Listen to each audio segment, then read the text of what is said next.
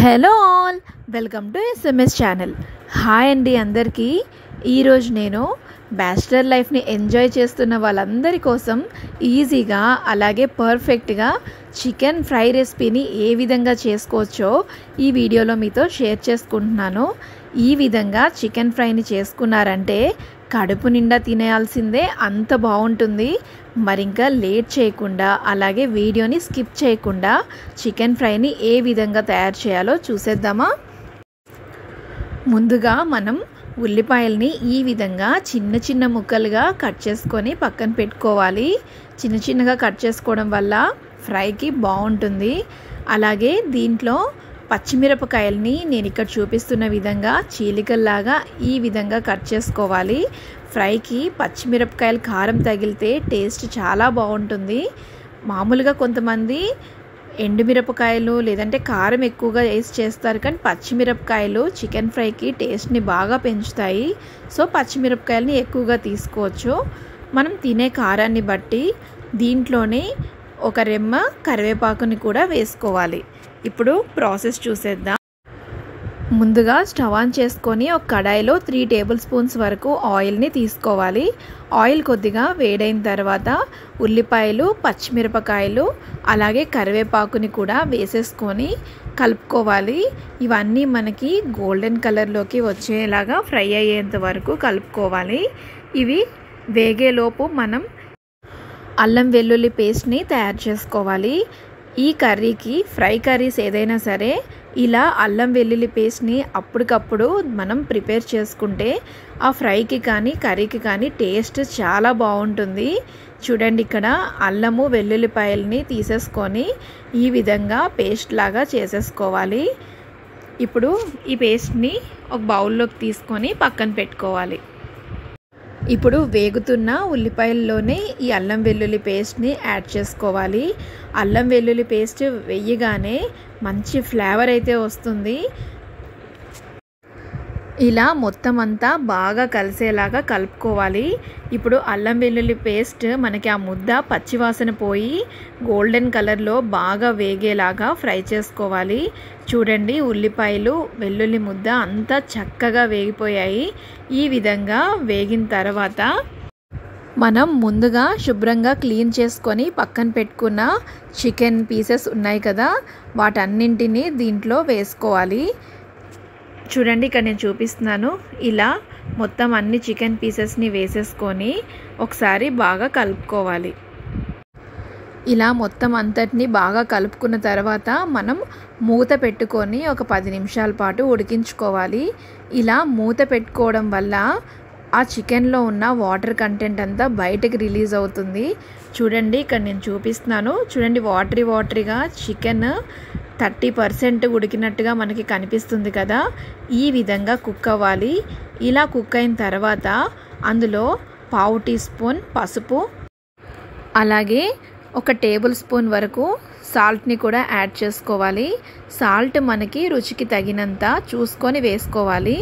దీంట్లోనే 1 table spoon వరకు కారంని కూడా యాడ్ చేసేసుకోవాలి. ఇప్పుడు ఇవన్నింటినీ ఒకసారి బాగా కలుపుకోవాలి. ఇలా మొత్తం అంతటిని కలుపుకున్న తర్వాత మళ్ళీ ఒక 10 నిమిషాల పాటు మూత పెట్టుకొని ఉడికించుకోవాలి. ఇప్పుడు మనం ఈ కారం కూడా పచ్చివాసన పోయేలాగా బాగా ఉడికిపోతుంది. చూడండి, మనకి ఆయిల్ తేలుతూ ఎంత కలర్ఫుల్గా కనిపిస్తుందో. దీంట్లో మనం కొద్దిగా వాటర్ని కూడా యాడ్ చేయలేదు. దాంట్లో ఉన్న వాటర్తోనే ఈ విధంగా కుక్ అయిపోయింది. ఇప్పుడు దీంట్లో 1/2 టేబుల్ స్పూన్ చికెన్ మసాలాని కూడా వేసేసుకోవాలి. ఈ చికెన్ మసాలా వేసుకోవడం వల్ల మంచి ఫ్లేవర్ వస్తుంది. 1/2 టీ స్పూన్ వేసుకుంటే సరిపోతుంది. ఇప్పుడు ఇవన్నింటినీ బాగా కలుపుకోవాలి. చూడండి, చికెన్ మసాలా వేయగానే ఆ ఫ్లేవర్ మాత్రం చాలా చాలా బాగుంటుంది. స్మెల్ అయితే చాలా బాగా వస్తుంది. ఇలా మొత్తం అంతటినీ కలుపుకోవాలి. ఒక 5 నిమిషాల పాటు మూత పెట్టుకొని ఉడికించుకోవాలి. ఇప్పుడు ఇక్కడ చూడండి, కర్రీ దగ్గరికి వచ్చేసింది కదా. ఈ విధంగా కుక్ అయిన తర్వాత ఒక 1/2 టీ గ్లాస్ అంత వాటర్ని యాడ్ చేసుకోవాలి. వాటర్ యాడ్ చేయడం వల్ల మనకి గ్రేవీ వస్తుంది, అలాగే పీస్ కూడా సాఫ్ట్గా అవుతుంది. ఈ విధంగా మొత్తం అంతటిని బాగా కలుపుకొని వాటర్ మొత్తం ఇంకిపోయి ఆయిల్ పైకి తేలేలాగా ఫ్రై అయిపోవాలి. ఇప్పుడు దీంట్లో 1 టేబుల్ స్పూన్ పెరుగుని యాడ్ చేసుకోవాలి. పెరుగు యాడ్ చేసుకోవడం వల్ల మనకి టేస్ట్ చాలా బాగుంటుంది, థిక్గా ఉంటుంది గ్రేవీ. అన్నంలో కలుపుకుంటే కూడా చాలా చాలా బాగుంటుంది. ఇది ఆప్షనల్ మాత్రమే, మాకు ఇష్టంగా తింటారు కాబట్టి నేను పెరుగుని యాడ్ చేశాను.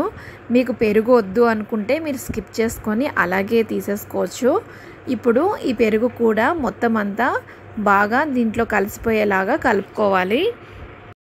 మళ్ళీ ఒక 5 నిమిషాల పాటు మూత పెట్టుకొని ఉడికించుకోవాలి.